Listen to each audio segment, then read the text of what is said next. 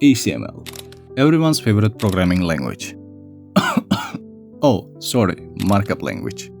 I still remember the first time when I got into coding and wrote my first line of HTML. While writing paragraphs, lists, and headings was fun, when I discovered I could create inputs, progress bars, and select menus, I felt like I had the power to bend the internet just by writing a bunch of lines of code. And this is what got me fall in love with coding too. To be fair, HTML hasn't changed much since I started learning it, or any time before that. And my curiosity for writing plain HTML hasn't changed either. A lot of people see HTML as a beginner's language, but it is still a massive part of the internet. It's a language web browsers rely on to understand content, and it gives us full freedom in how we present that content. But over time, we have built framework after framework so that we don't have to write plain HTML, CSS, and JavaScript anymore. And don't get me wrong, frameworks are awesome. They save time, clean up a lot of weird behavior, and make things way more manageable. But even with all that, I still see beauty in writing pure HTML. So I figured, why not share a few of my own HTML tips and maybe help you see the art in it too? Well, let's get into it. To start, I always ask myself, what if your website couldn't load your CSS and JavaScript files, and all you saw was raw HTML? Would you still be able to navigate within the website?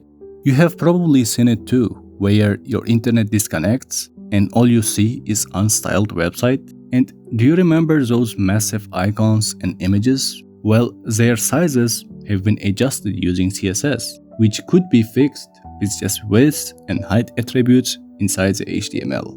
Many developers underestimate how much power the HTML has. While most users often might not see that raw version of your site, what about images being in large sizes and it takes ages to load them? You might say it's already solved by frameworks like Next.js with image component, but lazy loading images is also a built-in feature in HTML with loading lazy attribute.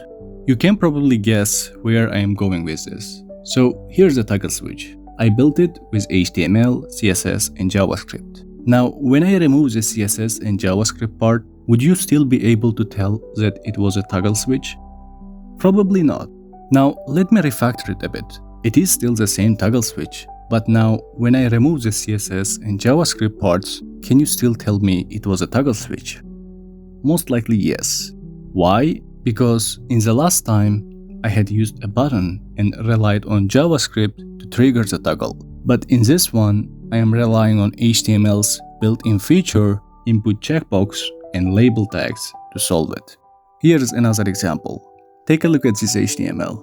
You might think, oh, that's probably a header or some type of banner. But actually, it was meant to be a card element for blog articles.